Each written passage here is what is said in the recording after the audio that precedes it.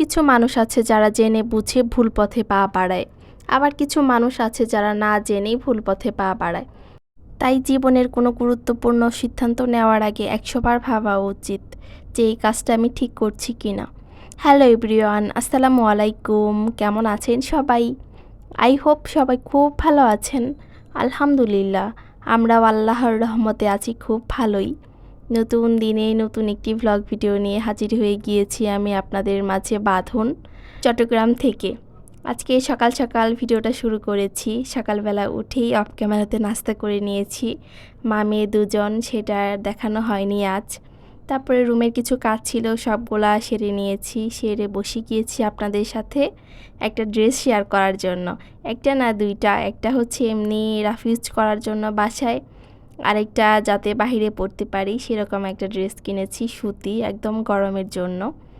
অনেকেই তো অনলাইনে জমজম, সুইস কটন, তারপর হচ্ছে কারিজমা সুতির মধ্যে যে ড্রেসগুলো থাকে, অনেক ড্রেসই কিন্তু থাকে। তারপর লোনের ড্রেস, অনেক ড্রেসই কিন্তু আমরা অনলাইনে দেখি, আবার মার্কেটেও তো অনেক, কিন্তু আমি এখন পর্যন্ত জমজম, সুইস কটন আর কারিজমা এই দুইটার মধ্যে একটা মার্কেট থেকে কিনিনি। সবসময় অনলাইন থেকে দেখেছি আর কিনেওছি অনলাইন থেকেই। এই প্রথম এই ড্রেস একটা আমি মার্কেট থেকে নিলাম।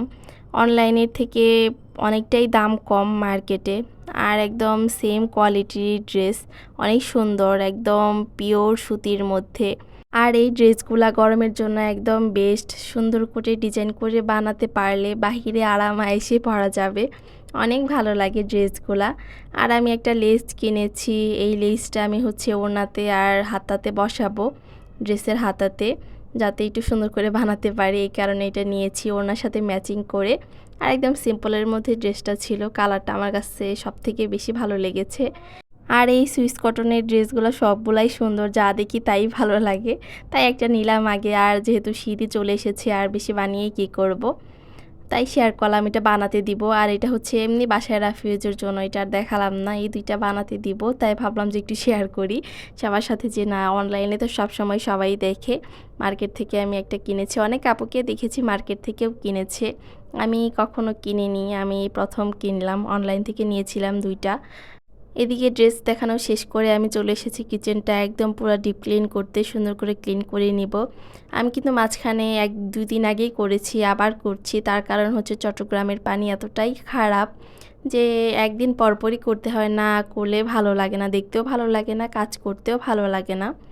আর আজকে আমি নতুন ইউটিউবার আপুদের উদ্দেশ্যে কিছু কথা শেয়ার করব ইউটিউবের বিষয়েই, যে কিভাবে কি কাজ করবেন বা কাজ করলে ভালো হবে, ক্ষতি হবে না।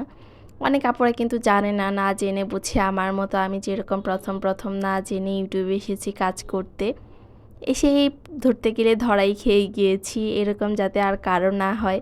আমার কথাগুলো যদি শোনেন, আশা করি আপনাদের একটু হলেও উপকার আসবে, একটু না বেশি উপকার হবে। যারা নতুন ইউটিউবার আপুরা আছেন, অনেককেই দেখি যে লাইভ শুরু করে দিয়েছে একদম নতুনই, 1 মাস 2 মাস হয়েছে লাইভ শুরু করে দিয়েছে, ওয়াচ টাইম করার জন্য, পূরণ করার জন্য। একদম সেম আমার মতো আমি যে কাজটা করেছিলাম না জেনে বুঝে। আপনাদের উদ্দেশ্যে একটা কথাই বলবো, আপনারা লাইভ করবেন না, লাইভ না করে যদি নিয়মিত ভিডিও দিতে পারেন, এর থেকে ভালো আর কিছুই হতে পারে না। নিয়মিত ভিডিও দিলে আপনার ভিউ অবশ্যই বাড়বে, একদম 100%। আস্তে আস্তে আপনার চ্যানেলটা গ্রো করবে, আবার হচ্ছে সাবস্ক্রাইবারও বাড়বে যদি নিয়মিত ভিডিও দেন, সবার ভিডিও দেখেন, সবার কাছে যান। কারণ আমরা যারা ছোট ইউটিউবাররা আছি, তারা কিন্তু একে অপরকে সবাই সাপোর্ট করি।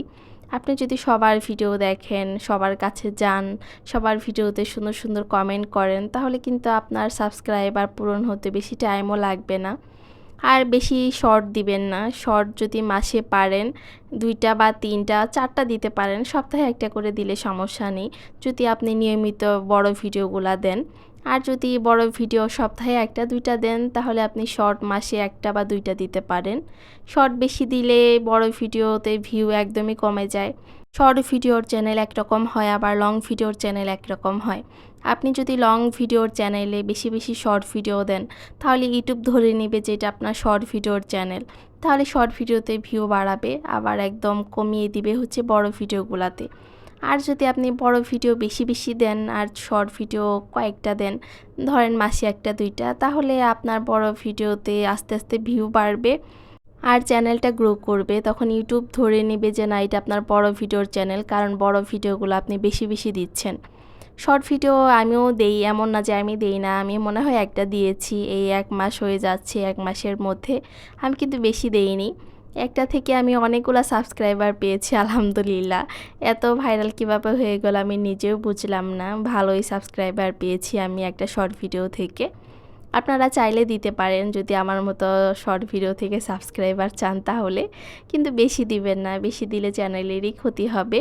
আর লাইভটা একদমই করবেন না, করতে পারেন মাসে একটা বা দুইটা, শুধুমাত্র 1 ঘন্টার জন্য, বেশি না। বেশিক্ষণ লাইভ করলে চ্যানেলের একদম ইমপ্রেশন ডাউন হয়ে যাবে, একদম গ্রো করবে না চ্যানেলটা, একদমই নষ্ট হয়ে যাবে বলা যায়, আমার আগের চ্যানেলের মতো। আমি এই কথাগুলা বলার একটাই কারণ, অনেক আপুদের যাতে উপকার হয়, আমার মতো ভুল যাতে কেউ না করে। আমার কথাতে কেউ কিন্তু ভুল বুঝবেন না যে একটা কথাই বারবার কেন বলি। যাই হোক, এদিকে কথা বলতে বলতে কিচেনটা আমি সুন্দর করে ক্লিন করে নিয়েছি। আর এদিকে তেলটা শেষ হয়ে গিয়েছিল, তেলটা উঠিয়ে নিলাম। এখন হচ্ছে আমি আস্তে ধীরে দুপুর রান্নাটা বসাবো। আর যেদিন রুমে অনেক কাজ থাকে ওই দিন আমি একটু তাড়াহুড়া করে কাজকর্ম শুরু করি সকাল থেকে। আর যেদিন একটু রান্না কম থাকে বা কাজ কম থাকে ওই দিন একটু ঢেলেমেলি করি। ঢেলেমেলি করতে করতে দেখা যায় কি 11টা 11:30 বেজে গিয়েছে, এরকম হয় যেদিন রান্না কম থাকে। আজকে সকাল সকালই আমি কাজ শুরু করে দিয়েছি, কারণ আমার কিচেনটা আজকে ক্লিন করার ছিল। এই কারণে কিচেনটা ক্লিন করে নিয়ে তারপরে হচ্ছে আমি রান্না বসাবো। এখন রান্নারও সময় হয়ে গিয়েছে। আজকে আমি ছোট মাছ রান্না করব, একদম মজার মাছ, ছোট মাছ। আর মজার রান্না হচ্ছে টাকি মাছ ভর্তা করব, আর একটা শাক ভাজি করব। এই তো আজকে আমার রান্না, মজার মজার সব খাবার। ছোট মাছ যার যার পছন্দ, তার ছোট মাছের তরকারি দেখলেই কিন্তু খেতে ইচ্ছে করে, ঠিক আমার মতো। এই তো ছোট ছোট মাছ, একদম মিষ্টি মাছ ছিল, পুঁটি মাছ, তারপরে হচ্ছে চিংড়ি মাছ, তারপরে হচ্ছে কিছু কিছু মাছ আছে যে নাম আমার এখন মনে আসতেছে না বর্তমানে। এই মাছগুলো দিয়ে আজকে রান্না করব, চচ্চড়ি করব। আর রান্না করব হচ্ছে টাকি মাছ ভর্তা, সেটা তো শেয়ার করব। মাছটা আমি সুন্দর করে ধুয়ে নিচ্ছি। এটা আম্মা অনেক সুন্দর করে ধুয়ে দিয়েছে যাতে আমার কষ্ট না হয়, তবুও লবণ দিয়ে একটু সুন্দর করে আরও ধুয়ে নিতে হবে যেহেতু ফ্রিজে ছিল। আমাকে অনেক আপুই কমিউনিটিতে নক দেয় যে আপু নতুন চ্যানেল খুলেছো কেন, বা পুরনো চ্যানেলে কোনো সমস্যা হয়েছে কিনা বা ছেড়ে দিয়েছো কিনা। আমি এই নিয়ে কিন্তু অনেকবারই বলেছি, আমার পুরনো চ্যানেলেও বলেছি, এই চ্যানেলেও বলি, কিন্তু অনেক আপুরা হয়তো দেখে না ভিডিওগুলো, হয়তো বা তাদের নজরে আসে না এখন পর্যন্ত। এই কারণে কমিউনিটিতে এসে আমাকে নক দেয়। যাই হোক, অনেক আপুদের আমি বলেছি যে আপু কী থেকে কি হয়েছে বা কী জন্য খুলেছি, আপুরা বুঝেছে। আর যারা বুঝেনি হয়তো বা আমার ভিডিওগুলো দেখলে তারা জানতে পারবে যে আসলে কি হয়েছে। এদিকে টাকি মাছ ভর্তাটা আমি করে নিয়েছি পেঁয়াজ দিয়ে, এটা হাতে মাখিয়ে করব, তাই হচ্ছে আস্ত কাঁচামরিচ দিয়েছি। শুধু আমার ভিডিওতে না, অনেক আপুর ভিডিওতে অনেক আপুরাই বলে যে আসলে চ্যানেলে কিভাবে কি করলে কি হয়, বা চ্যানেলটা কি করলে সমস্যা হয়, এইসব না করতে। অনেকে কিন্তু দেখে ভিডিওগুলা, হয়তো বা তারা ওটা বুঝেই শুনেও নিজের ভুল নিজেই করতেছে। এটা পরে ঠিকই বুঝতে পারবে যখন চ্যানেলটা মনিটাইজেশন অন হবে। তার আগে হয়তো বা তারা বুঝতে পারছে না, ভাবতেছে যে না আপুরা হয়তো বা মিথ্যে কথা বলতেছে। তারা এটা বুঝে না যে আমরা মিথ্যা কথা কেন বলতে যাব, মিথ্যা বলে আমাদের লাভ কি? আমাদের তো এখানে কোনো লাভ নাই। যারা যারা নতুন ইউটিউবার আপুরা আছে তাদের ভালোর জন্যই তো বলি। আমরা যেরকম আমাদের যারা উপরে আপুরা আছে, বড় বড় আপুরা যারা মনিটাইজেশন অন করেছে বা ভালো পর্যায়ে আছে, তাদের দেখে যে এরকম শিখি। আর একদম যারা নতুন তারা কিন্তু আমাদের দেখেও শিখবে, এমন না যে আমরা কিছুই জানি না বা বুঝি না, কাজ ভালো করতেছি না, তা কিন্তু না। আমাদের থেকে কিন্তু অনেক কিছু শেখার আছে। এই কারণে আমরা বলি যে না, যেহেতু আমরা একটা ভুল করেছি, আমি নিজেই ভুল করেছি, ভুল থেকে কিন্তু আমি শিক্ষা গ্রহণ করেছি, শিখেছি যে না এভাবে এটা করলে এইটা হয় বা এটা করা ভালো না। এই কারণেই কিন্তু সাজেশনগুলো দিচ্ছি আমরা, না জেনে বুঝি কিন্তু দিচ্ছি না, বুঝেই দিচ্ছি। আর ছোটো মাছটা আমি হাতে মাখিয়ে এখন বসিয়ে দিচ্ছি। কার কার খেতে ইচ্ছে করছে অবশ্যই জানাবেন, আমি কিন্তু পাঠিয়ে দিব যার যার খেতে ইচ্ছে করছে ছোটো মাছ মাখা দেখি। এখন হচ্ছে আমি চুলাতে বসিয়ে দিলাম, হতে টাইম লাগবে না যেহেতু ছোটো মাছ, তাড়াতাড়ি হয়ে যাবে।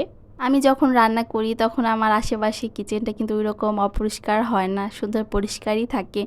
তার কারণ আমি রান্নার আগে মুছে নেই, আবার রান্নার পরে মুছি। ওইরকম আমার কিচেনটা ওইরকম নোংরা আর হয় না, সুন্দর পরিষ্কারই থাকে। আর একা হাতে যেহেতু রান্না করি এরকমই থাকবে, ওইরকম নোংরা হবে না।